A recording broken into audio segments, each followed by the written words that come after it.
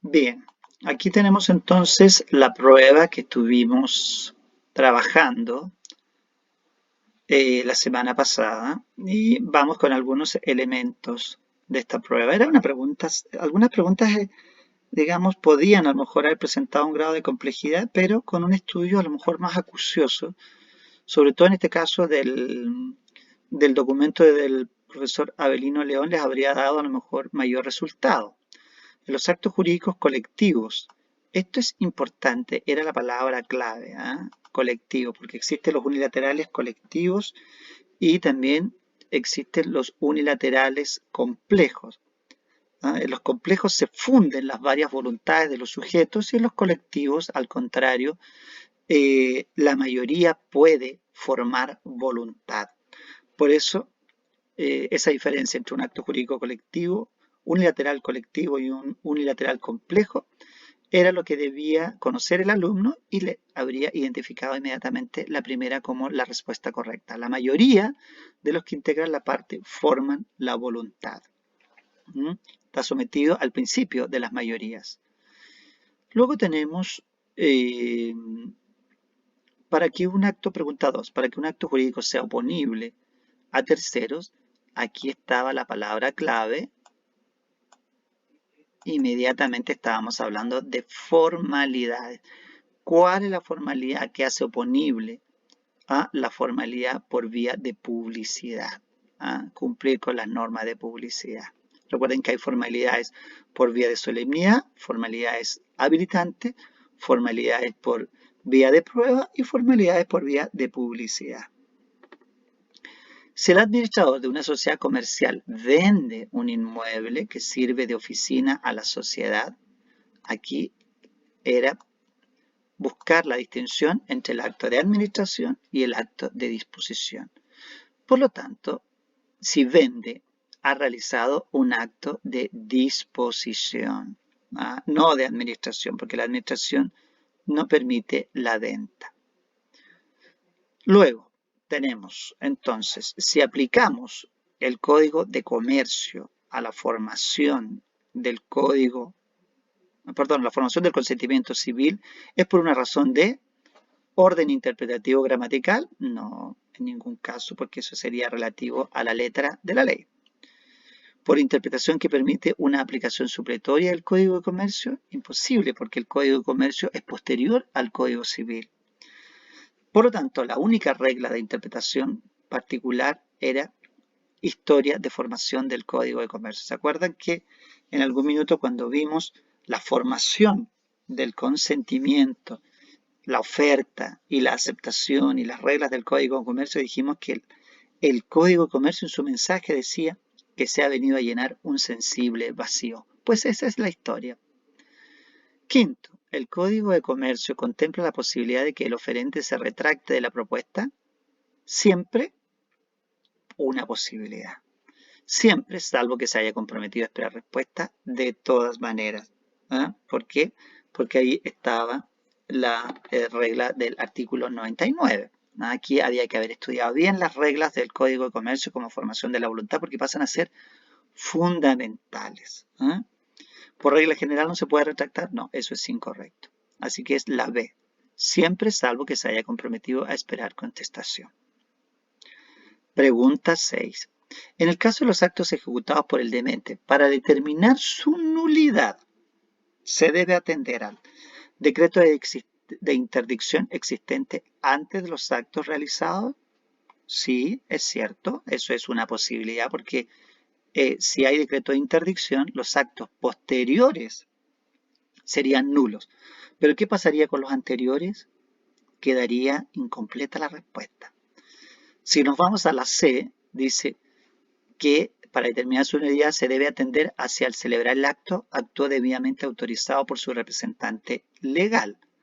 También es una posibilidad, ¿ah? Pero ¿cuál es el elemento que descarta? Este, porque el demente no puede actuar autorizado, el demente siempre actúa por representante legal, así que ahí descartábamos la C.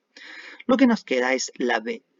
porque dice, para terminar su ley se debe atender al momento de realización y a la prueba de que se encontraba entonces demente. Claro, aquí aplicamos claramente el artículo 465, ¿cierto?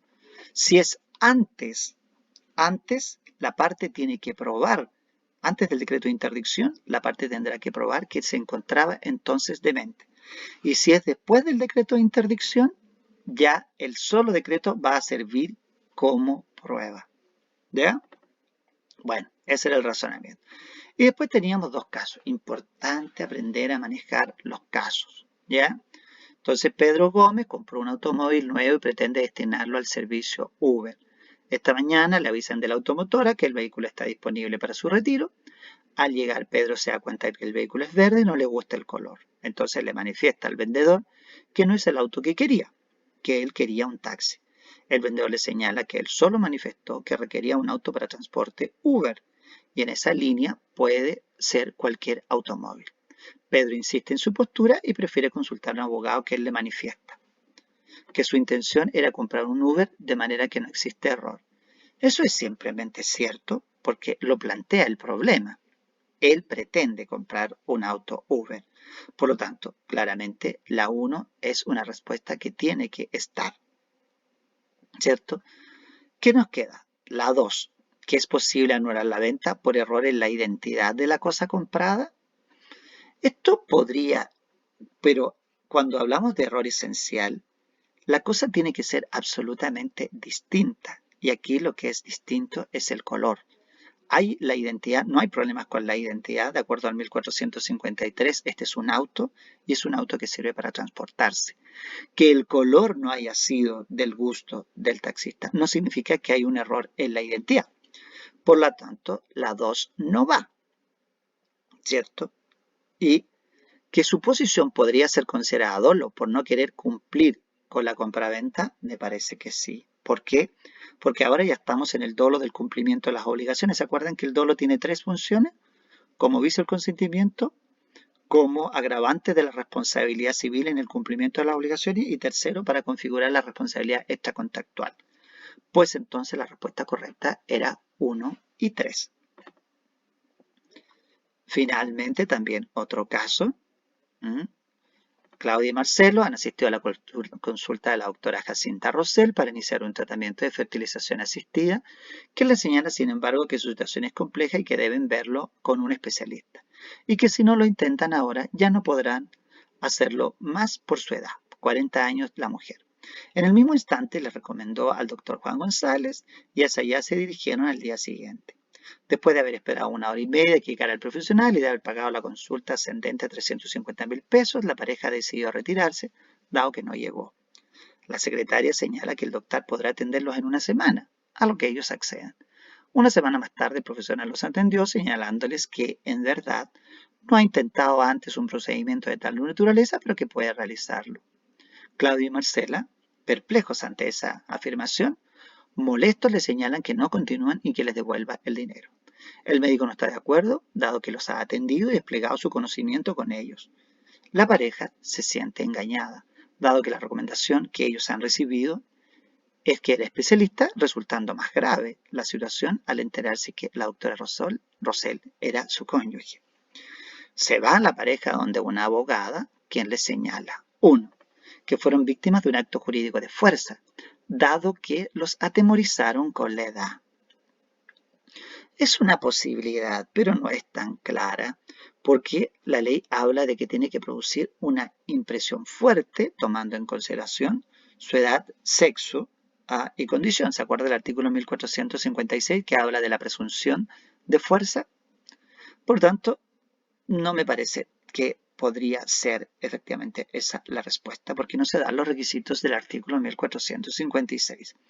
Luego, el que contrató servicios médicos fue realizado, esto es, fueron atendidos, perdón, el contrato de servicios médicos fue realizado, esto es, fueron atendidos, no pueden ir por la devolución de lo pagado. Eso es cierto. El médico les dio la reserva, les dio hora, los atendió, les explicó y les dice que puede realizar el procedimiento. Por lo tanto, la 2 es una opción que sí debe estar. Y el 3, existió un error en la contratación porque ellos fueron por un especialista y resultó no serlo. Aquí hay un tema que efectivamente es la identidad de la persona. Entonces, existe la posibilidad de que efectivamente el médico, perdón, el error, cuando hablamos del 1455, que hablamos de error en la persona, ¿ah?, con quien se tiene la intención de contratar, el código no va por la funcionalidad de la persona, sino que va por la identidad del sujeto. De manera que, en el fondo, no hay un error en la identidad de la persona. A lo mejor en lo que se esperaba de la persona, sí, pero si uno se centra precisamente en la forma en que se expresa el artículo 1455, es claro que se está refiriendo a la identidad, ¿eh? El error acerca de la persona con quien se tiene intención de contratar no visa el consentimiento, salvo que la consideración de esta persona sea la causa principal del contrato. Así que técnicamente tiene que estar la 2 en la respuesta. La 1 es difícil porque efectivamente no sean los requisitos de fuerza, por lo tanto no podría ser la letra B. Tampoco podría ser todas porque efectivamente hemos descartado la 1 y la 1 y la 3, si bien la 3 podría haber inducido algún tipo de complicación, el hecho de que el 1455 se refiere a la persona nos descarta esa posibilidad. Bien, pues, estimados, ahí está la revisión para que ustedes lo contrasten con las preguntas que efectivamente tienen. ¿Ya? Mañana seguramente les dejaré la tablita con las notas y con la escala que yo ocupo, junto con esta revisión de la prueba. ¿Bien? Bueno, nos veremos el miércoles o lo verán al ayudante. Ahí, de todas maneras, ustedes a las 2 estén en su clase para que lo tengan presente. Eso es todo por ahora.